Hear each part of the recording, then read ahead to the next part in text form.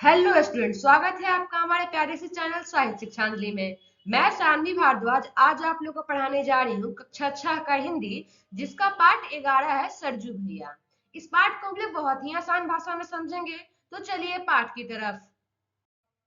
सरजू मैया नहीं, सरजू भैया। यह हमारे गांव की विशेषता है कि कभी कभी मर्द गंगा, यमुना या सरजू हो जाते हैं। अब हम लोग सुने होंगे कि किसी किसी मर्द का क्या नाम होता है, किसी का गंगा होता है, यमुना होता है या सरजू होता है। तो उसी के बारे में बताया जा रहा है कि उस गांव की विशेषता है कि कभी कभी मर्द क्या हो जाते हैं, गंगा, यमुना या सरजू। इस बारे में औरतें ही सौभाग्यशालिनी है।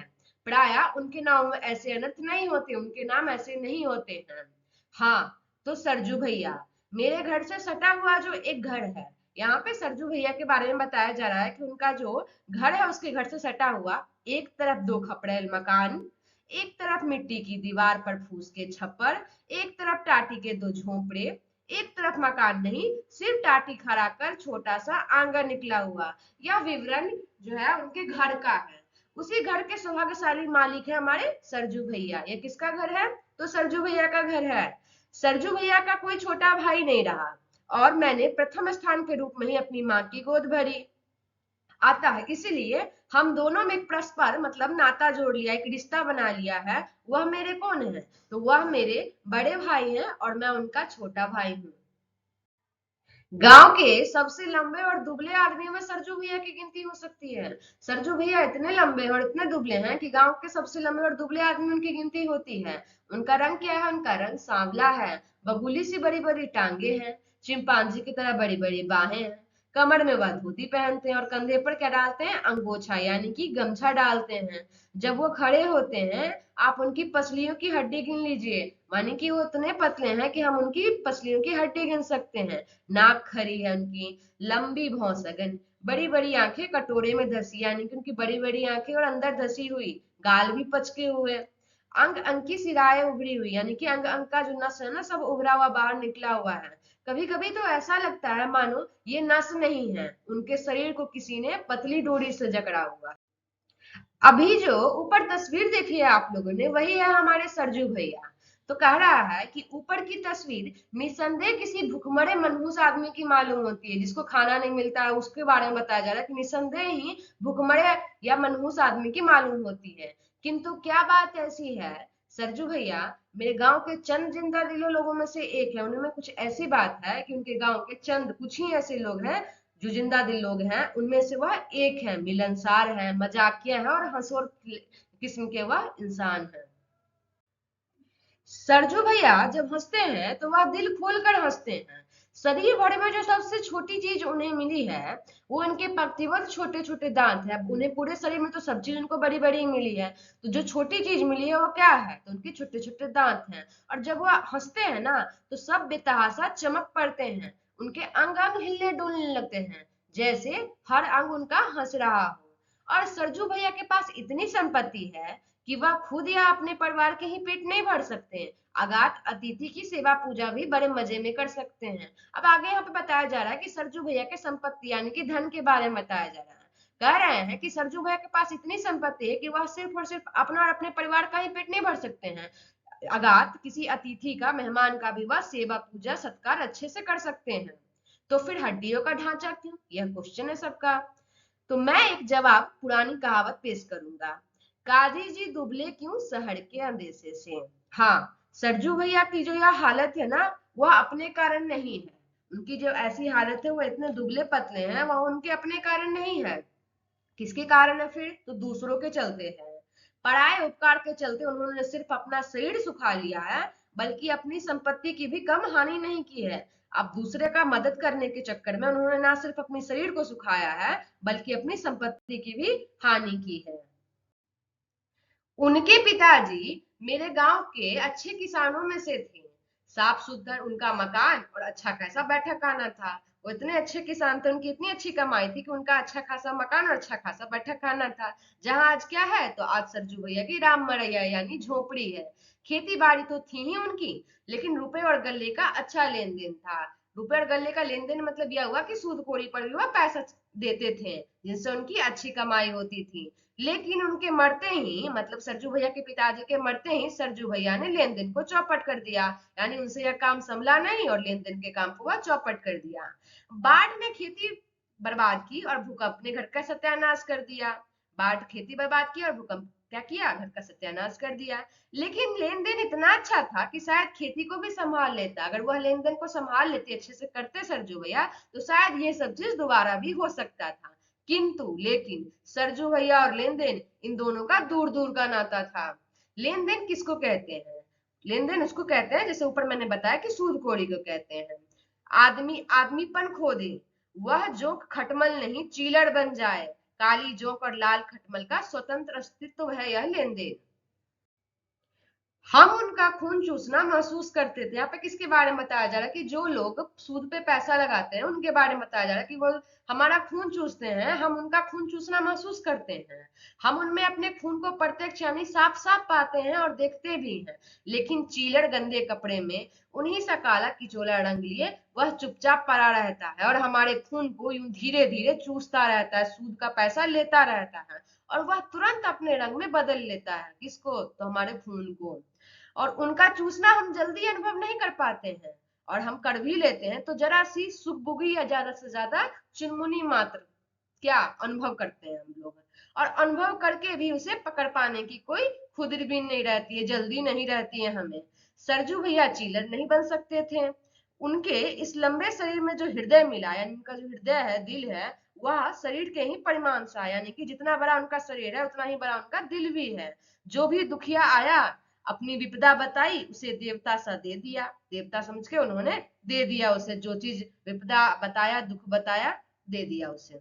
और वसूलने के समय जब वह आंखों में आंसू लाकर गिड़गिड़ाया तो देवता ही की तरह पसीज गए। और जब मांगने के लिए जाते थे वसूलने के समय पे, तो जिसको भी देते थे तो वह आंखों में आंसू लाकर गिड़गिड़ाने लगता था और वो देवता की तरह क्या करते थे, पसीज जाते थे।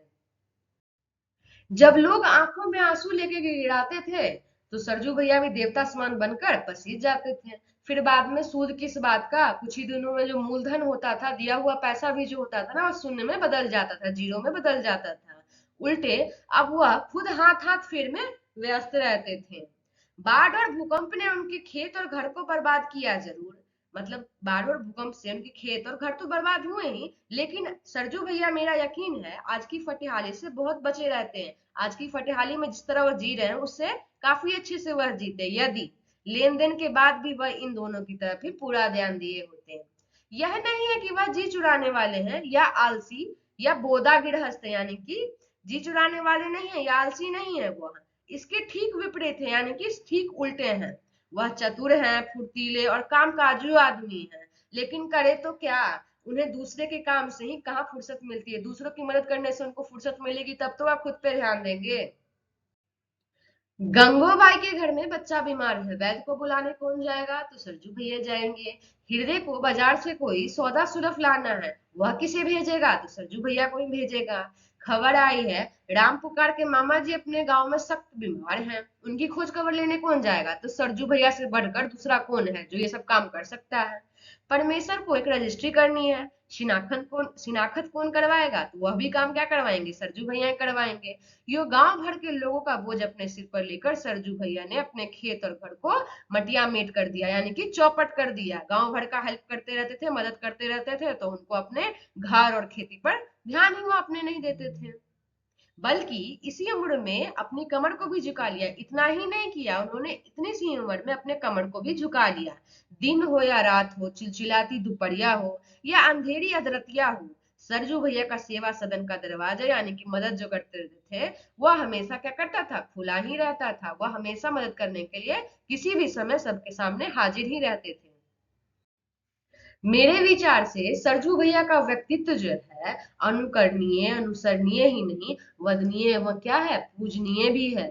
जब जब उन्हें देखता हूँ, मेरा ज्ञानी मस्तक यानी सिर अपने आप से उनके चरणों में क्या करता है, झुक जाता है। लेकिन मेरे मन में सबसे बड़ी चोट तब लगती है जब देखता हूँ कि इतने अच्छे नर रत्न की कदर नहीं होती है।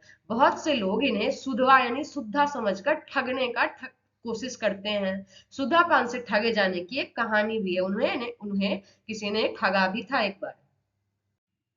बहुत दिन पहले की बात है कि मैं किसी जरूरत में था, मुझे किसी चीज की जरूरत थी, कुछ रुपए के लिए मैं परेशान था। सरजू भैया के पास कुछ रुपए थे। मेरी बेचैनी वह कैसे देखते हैं। वह रुपए क्या किए, वह रुपए ले आए, मैंने खर्च कर दिए, लेकिन आज तक नहीं दे सका उनको, आज तक वह रुपए नहीं लौटा सका। रुपए तो आए, ऐसी बात नहीं कि रुपए नहीं आए, रुपए तो आए, लेकिन एक आया तो दो का खर्च लेकर, जितना आता था नहीं उतना खर्च लेकर चला जाता था। सरजू भैया मांगने का हाल क्या जाने, उन्हें मांगना नहीं आता था। मैं भी समझता रहा कि उनके रुपए कहाँ जाते हैं, वो तो बगल के उन्हें कभी भी दे देंगे, जरूरत होगी मांगेंगे दे दूंगा।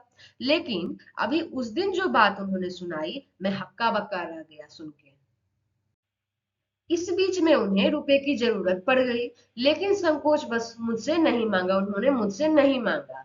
एक सूदखोर महाजन के पास चले गए, जो एकदम सूद लगा के पैसा दिया करता था, जो पहले उन्हीं से कर्ज खाता था, जो पहले उन्हीं से कर्ज लेने के लिए आता था, लेकिन तरह तरह के कारनामे कर करके वह क्या हो गया, धन्ना सेठ बन चुका है। उसने झट उन्हें रुपए दे दिए, तुरंत ही उन्हें रुपए दे दिए। लेकिन जब सरजू भैया वहां से चलने लगे तो वह कहता है कि आपके पास से रुपए जाएंगे कहाँ, कौन कहता है? तो सूदखोर महाजन कहता है सरजू भैया को कि आपके पास से रुपए जाएंगे कहाँ, लेकिन कोई तो सबूत तो चाहिए हमें। तो कहते हैं सरजू भैया, क्या सबूत? मैं तैयार हूँ। सरजू भैया तो रुपए बांध चुके थे, ना उन्हें खोल कर लौटाया जा सकता था और ना ही उसी मांग पे नाम मंजूर कर सकते थे। नहीं, कुछ नहीं। कागज पर कौन कहते हैं नहीं कुछ नहीं? तो सूदखोर महाजन कहते हैं कुछ नहीं, बस कागज पर सिर्फ निशान बना दीजिए। आपसे बजाबता हैंड नोट क्या तैयार कराया जाए? कौन कह रहा है यहाँ पे? तो सूदखोर महाजन कह रहे हैं। और सरजू भैया ने भी बम भोले की तरह कजरोटे में यानी स्याही में अंगूठा डाला और कागज पर क्या किया, चिपका दिया। अब वह कहता है जल्द रुपए दे दो, नहीं तो मैं नालिश कर दूंगा। नालिश का मतलब है यहाँ पे कि मैं मुकदमा कर दूंगा।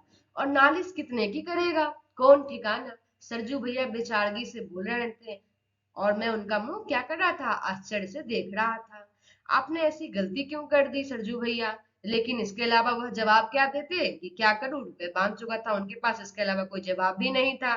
सरजू भैया के 5 संतानें हुई, लेकिन सारी की सारी बेटियां ही हुई। उनकी धर्म पत्नी लंबाई में ठीक उनके विपरीत थी, जितने लंबे वो थे सरजू भैया थे, ठीक उतनी ही बौनी उनकी पत्नी भी थी। लेकिन वह बौनी थी, लेकिन उनके अंदर बहुत सारे गुण भी थे।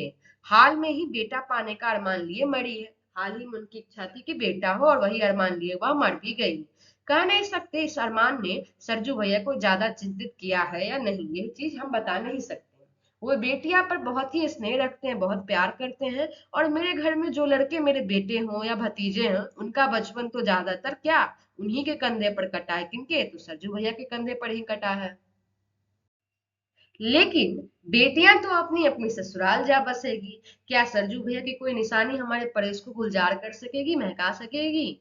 जब हम लोग यह सोचते हैं ना, तो हमारे परिवार में क्या होता है, हमारे परिवार में एक अजीब सी उदासी छा जाती है, सब लोग उदास हो जाते हैं। उनकी पत्नी की मृत्यु के बाद मैंने अपनी मौसी को कहते हुए सुना कि सरजू भैया की उम्र कितनी है, यही मेरे बबुआ से 4 बरस बड़े हैं, फिर वह शादी क्यों ना करे? क्या वंश डुबा देंगे, क्यों मतलब क्यों, क्या वह वंश डुबा देंगे?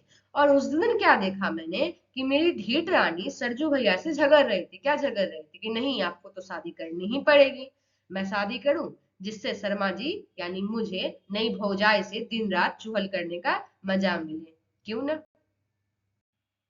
जब सरजू भैया ने मुझे देखा तो मुझे देखते ही वह ठठाकर हंस पड़ी। रानी थोड़ी सकुचाई यानी शर्माई, फिर वह भी हंस पड़ी। मैं दोनों को देखता क्या किया, चुपचाप मुस्कुराता रहा।